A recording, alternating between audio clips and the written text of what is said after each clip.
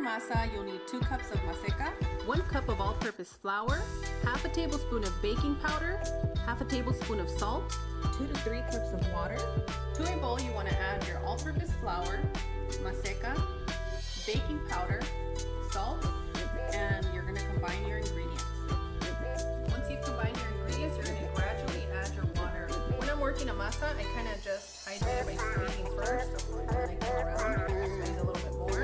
And you don't want to completely soak your masa, we just want to hydrate it, okay? We don't want it to have too much moisture because we're frying it. And this is a time where practice makes perfect.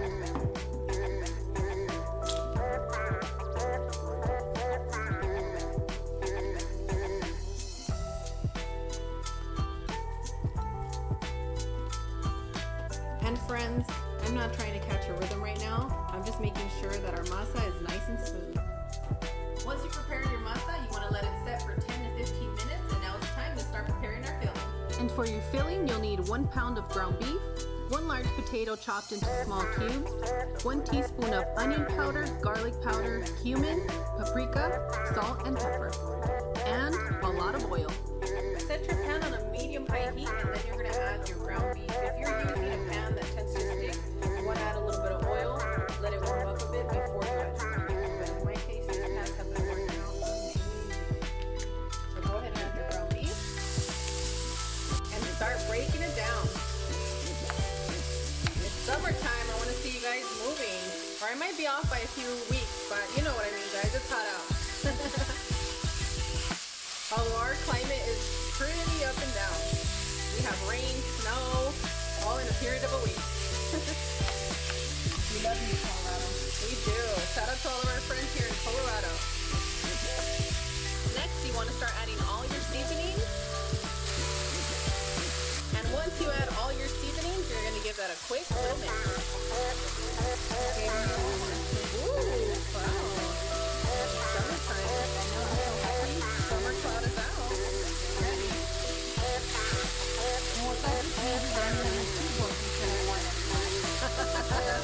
Pretty much. It's gonna get dangerous. Look away. We haven't been hanging out over the weekends, friends, so I've been watching a few movies, and I had a good selection going. We haven't been hanging around just because I switched you for your kids one weekend. Thank you for the break. I appreciate it. It was so much fun. I'm going to continue to break down our ground beef into small little bits, and I'm going to lower my temperature to a medium heat. And since you're going to be breaking it down here, can you break it down and tell us which movie we watched? Yeah, I watched, it's called Big Eyes. It's an older movie. Not too old, but the kids would say it's really old.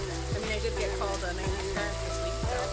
But I watched Big Eyes. I really like art. I like going to museums. I'm a very creative person, so to see her receive her justice after all that happened to her, oh, it had me crying. I was so proud for her, and such a talented lady. And if she's watching, hello. Oh no. But you're right though, it is a very thin line between flattery and just completely taking someone's look and their art, and it's just...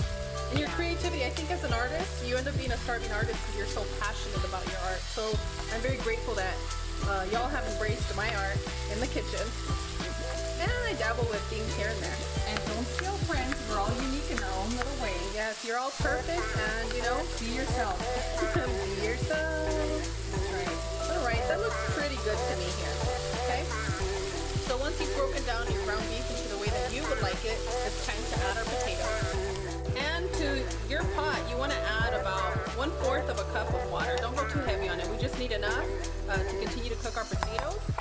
So give that a quick mix.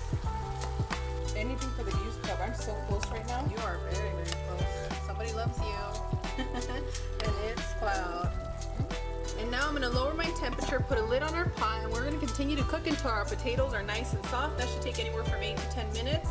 After that time, you want to turn it off, but now it's time to get started on our gorditas. And I want you to see that when your dough is nice and rested, it's just really soft. You see that? Just beautiful.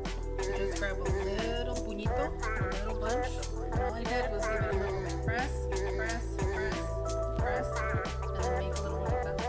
Why? Because that's how it's cut. A little bonita is a little ball. Okay. Since my tortilla press is pretty horrible, I don't know if you guys feel the same at home.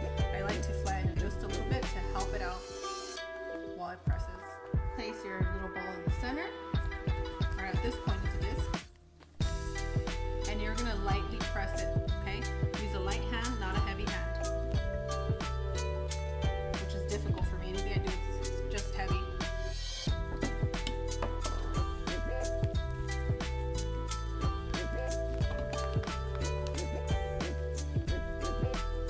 And I like to place a parchment paper here on my baking sheet, and then I'll just line them up quickly so that it's a lot easier next time. And I'm going to continue with the remaining gorditas. You see everything is fully cooked. Now you want to turn your burner off and set this to the side with a wooden chopstick or wooden spoon.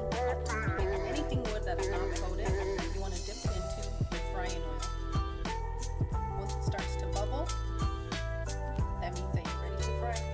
But if you see any smoke coming out of your pan, that means that you took it too far. You're going to have to wait about 15 minutes for it to cool up just a bit in order for you to fry. For us, it's go time.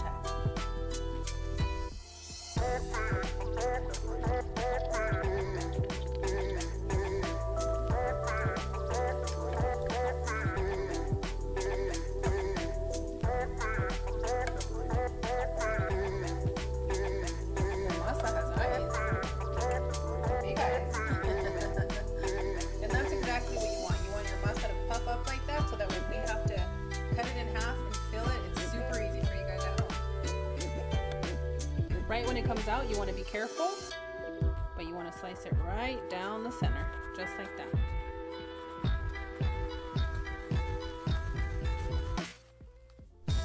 A nice, delicious little pocket. And what I like to do so it can keep its shape while I'm making the rest of them, I get a piece of parchment paper, I crumble it, I place it right down the center, and it'll be ready when it's time to fill.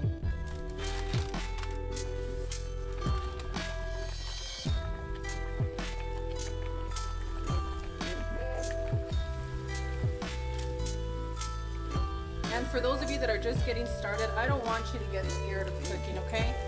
It's okay to make mistakes in the kitchen. That's the only way that you're gonna learn. So if you fry it up just a little bit too much, not to worry, you're gonna be able to slice it right on through and make yourself a crispier gordita, okay? You got this, don't quit.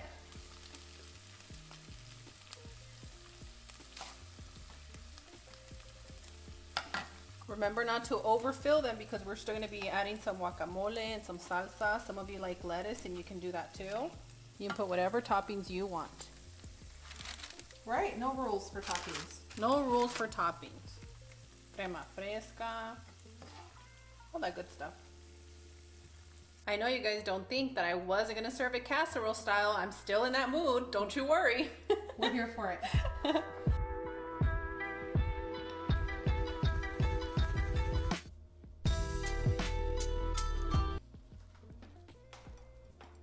I'm gonna need somebody very special.